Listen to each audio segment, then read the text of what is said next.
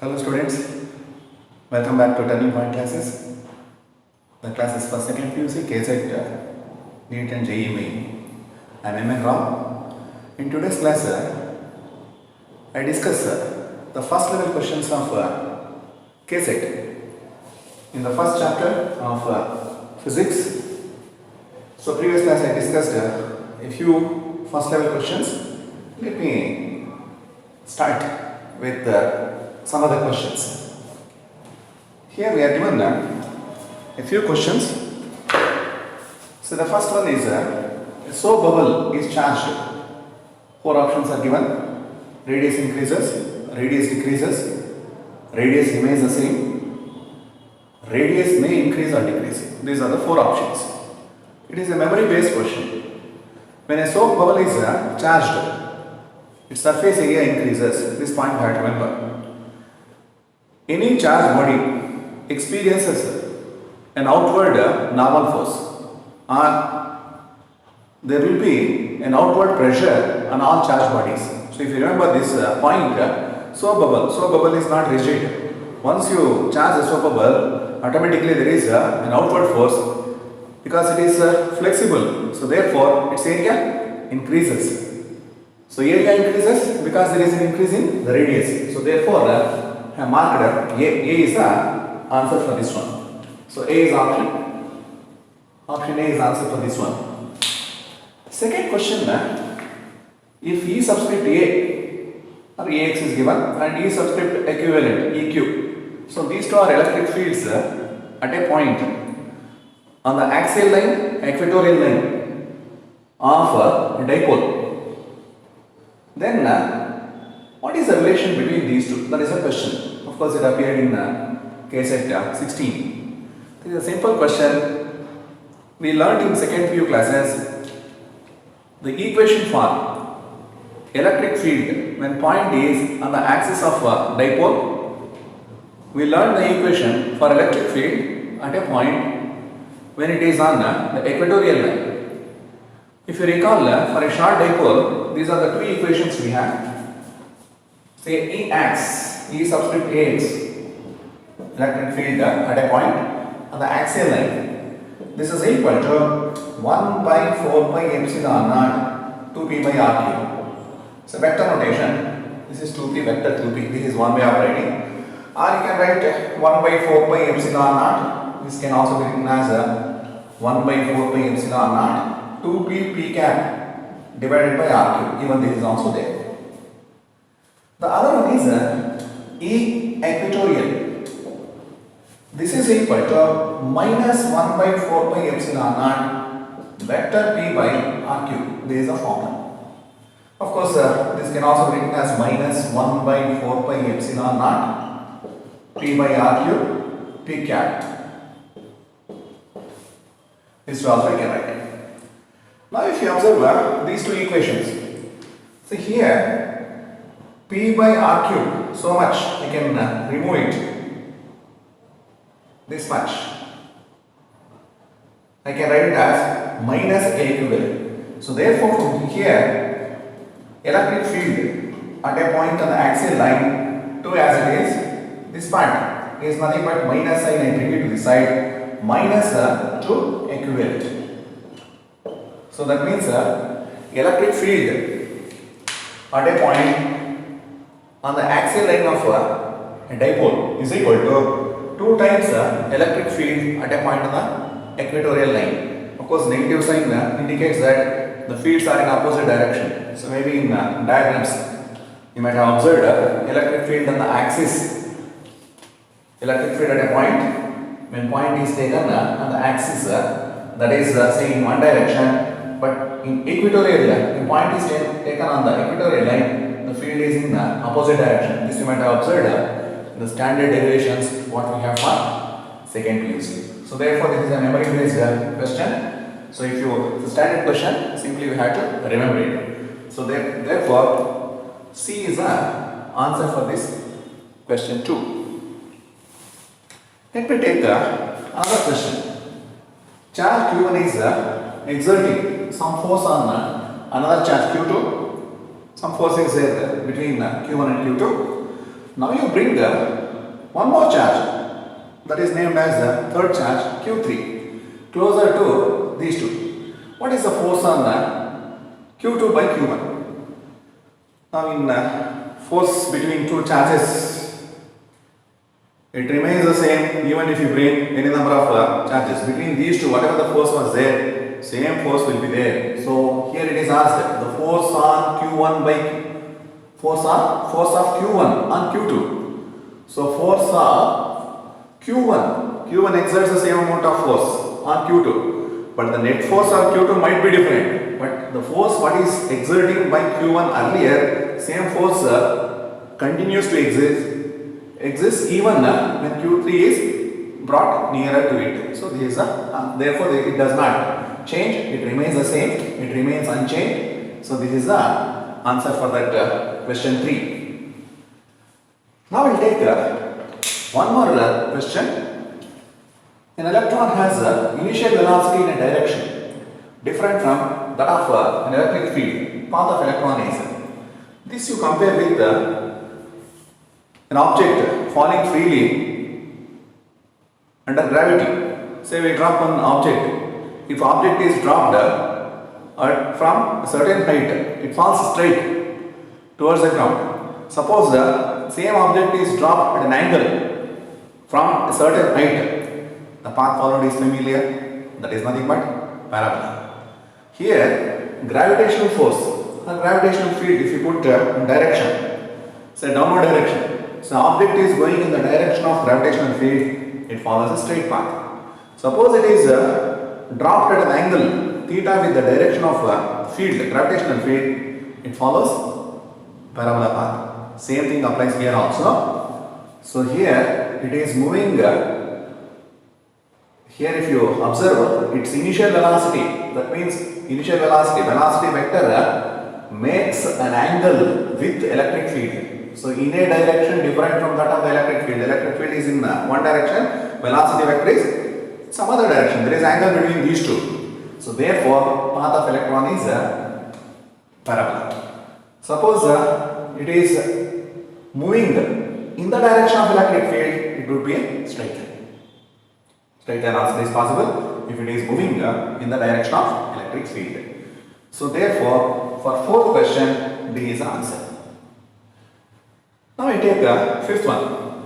Hollow charged conducting sphere does not produce electric field at any point.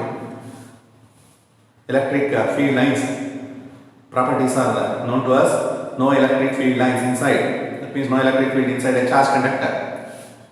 If you take any point inside the conductor, electric field is simply 0. So therefore, here for this question, does not produce electric field at any point inside the conductor. There is answer. So A is answer for this question. Now all these questions are simply memory based. One need not waste much of time while answering this type of questions. Now I will pick a few more questions of this type. Coming back to one more set of problems of level 1. So the sixth question is angle between electric dipole moment and electric field, and point is taken on the axial line of electric dipole. Simple one. In our derivation, you might have learnt. So if you are given a dipole and point is taken on the axis of dipole, the direction of electric field here, there is the direction of electric field. Dipole moment direction is taken from negative charge to positive charge of a dipole. So this is the direction of dipole moment. So here we have taken point P. So this is the direction of electric field, direction of dipole moment. So here the angle between these two. So this is dipole moment vector, this is electric field vector. So the angle between these two simply 0. Therefore option B is answer. If I take next question, the next question, again it is a dipole, but the point is taken on the perpendicular bisector. So perpendicular bisector is a negative charge, positive charge. So if you take electric field at this point P, due to these two resultant electric field. So electric field at this point due to negative charge, this is the direction. Electric field due to this positive charge, this is the direction of electric field. Resultant electric field will be in this direction. So this is the resultant electric field. This is E plus, this is E minus. So resultant electric field is this direction. This is the direction of resultant electric field. So dipole moment is taken from negative charge to positive charge. So therefore, this is the vector P, this is vector E. Angle between these two vectors. So one vector is towards right, another vector is towards left. So this is P vector, this is E vector. Angle between these two is 180. Simple question. That is why in second PU derivation, when you find the electric field bisector equatorial line of electric dipole, you get negative sign. That negative sign indicates vector P and vector E are at 180. So this is they are in opposite directions. So therefore, for this question, C is answer. Simple one, you have to remember. The other one is electric dipole is kept in a non-uniform electric field. First, let us compare with a simple derivation or a simple equation which we remember in our second PUC. Torque on a dipole placed in uniform electric field. So when you place in uniform electric field, a dipole rotates. There is a torque acting on a dipole placed in uniform electric field. This is a familiar one to us. But once it is placed in non-uniform electric field, torque plus force. So non-uniform electric field, one extra force acts. Dipole will not remain there itself. Instead, it keeps moving in the direction of the force. So in non-uniform electric field, dipole rotates. That is nothing but torque. So torque acts on it. At the same time, it keeps moving in the direction of electric field. So therefore, the answer is it experiences a force as well as torque. That is the answer. This we have to remember. If there is only uniform electric field, if it is uniform electric field, only torque. If it is non-uniform electric field, both torque as well as force. This is one memory-based question. Let me take one more question. Surface density of charge. When a charge sphere is, four options are given. So directly proportional to radius of the sphere, directly proportional to square of radius of the sphere, inversely proportional to square of radius of sphere, inversely proportional to radius of sphere. Surface density of charge. Simple equation. It is available to us. So if I take surface density of charge, simple equation, sigma, this is for our ninth question, sigma is equal to charge by area, Q divided by surface area of a sphere, 4 pi r square. So if you observe, sigma A is inversely proportional to square of the radius. So that is the answer. So surface density of charge is inversely proportional to square of radius of the sphere. So therefore, this ninth one, C is answer. Now I take 10th one. Electric field at a point varies as r bar minus 1 far. Four options are given. Point charge is given. Is it, if electric field, is the electric field inversely proportional to radius in case of a point charge, electric dipole, or plane sheet of charge. Fourth one is given as a line charge of infinite length. If you know the equations, it can be done in a very short time. First option, if I check, point charge is given. Point charge electric field E is equal to 1 by 4 pi epsilon naught. That is, take it as K in the next step. 1 by 4 pi epsilon naught Q by r square. Here E is inversely proportional to square of the distance. Therefore, this cannot be the answer. Option that is P, if I check, electric dipole, whether point is on the axis of dipole or perpendicular to the axis of dipole. So that is perpendicular bisector or equatorial plane. So there we have E is equal to 1 by 4 pi epsilon naught 2p by r cube. It is axial, E axis. If it is equatorial line, this is 1 by 4 pi epsilon naught p by r cube, of course with a negative sign. Directions are different. So this is vector, this is vector, of course there is also vector, this is a vector. Now if you observe here electric field, in case of a dipole, electric dipole, when point lies on axial line or on the equatorial plane. In both the cases, E is inversely proportional to R cube. E is inversely proportional to R cube. So therefore, option B cannot be the answer. Next one will take C. We have a derivation, infinite plane sheet. E is equal to sigma by 2 epsilon naught. This formula is available to us. So even this cannot be the answer. It does not depend on the distance there. D is, if I check, electric field E is equal to lambda divided by 2 pi epsilon naught R. In the derivation I got this electric field at a point due to a line charge of infinite length. So E is equal to lambda by 2 pi epsilon naught R. So E is inversely proportional to distance of the point from the line charge. So therefore, for this question, the correct answer is option D. So this is based on, again, memory based, very quickly you can do it. I'll pick a few more questions of first type. 11th one. The electric constant K of an insulator cannot be. The electric constant of insulator is given. The electric constant you might have seen in our second PU textbook. The electric constant of air is approximately equal to 1. If you take other media, keeps increasing 1, 2, 3, 4, etc. If you take a good conductor, the electric constant is infinity. Good conductor, the electric constant K is equal to infinity.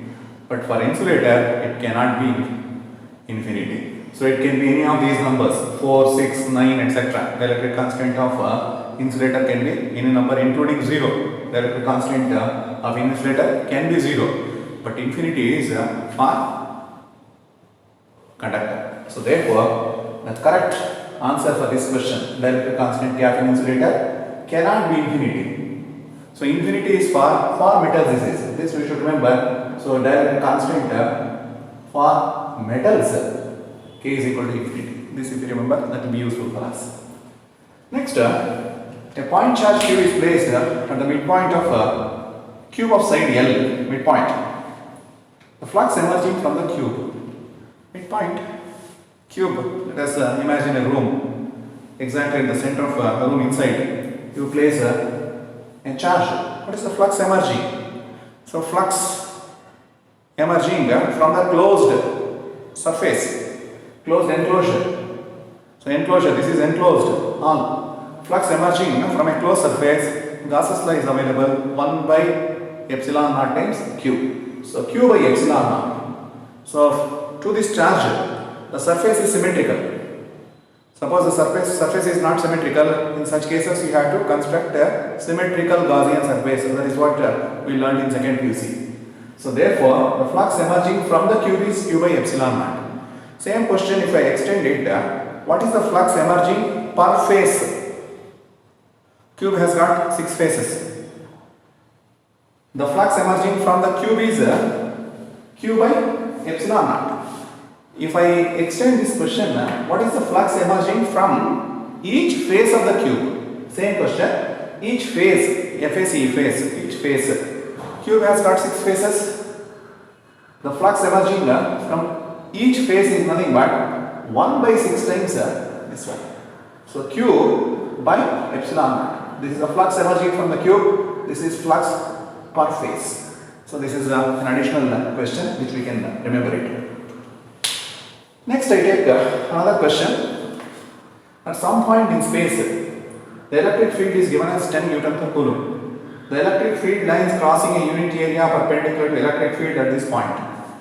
Of course, properties of electric field lines, there you might have learnt. Number of electric field lines crossing a surface per unit area gives strength of the electric field. So electric field, so many definitions are there. So one of the definitions what we have in electric field lines is how many electric field lines crossing per unit area. That will give us electric field at that point.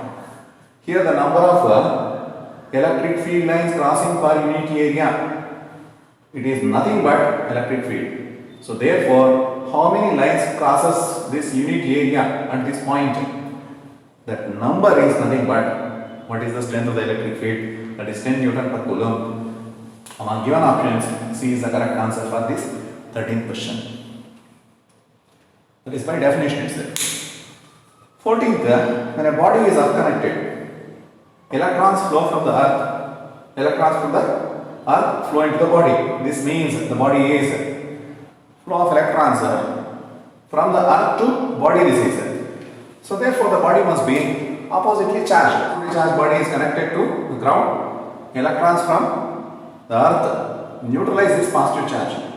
The reverse way, if I have a negatively charged body, when I connect it to earth, all these electrons flow down to earth. So that is an additional one. Next, 15th one I take. A point charge Q is placed at a distance a by 2 directly above the center of the cube. So we are given one cube. Cube is given.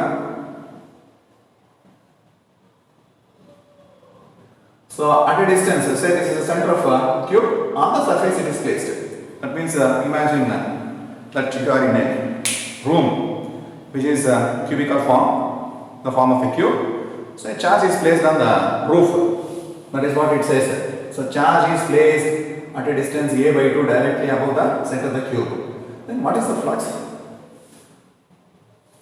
Through the cube. Now you can't take 1 by epsilon naught cube as we have done here in 12th one, because to this charge the cube is symmetrical, but now it is not so. What we do is we construct a symmetrical surface. How this is possible? You put one more cube above this.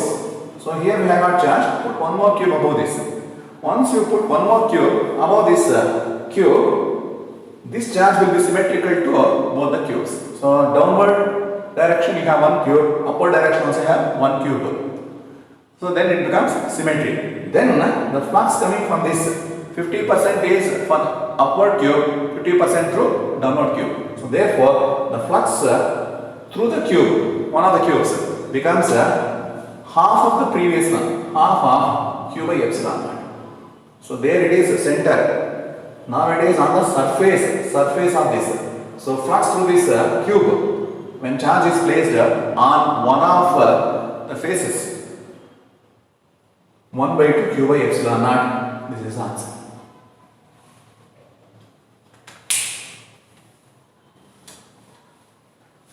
So today's class I will end by this one.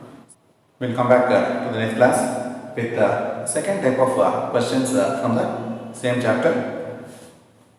God bless you.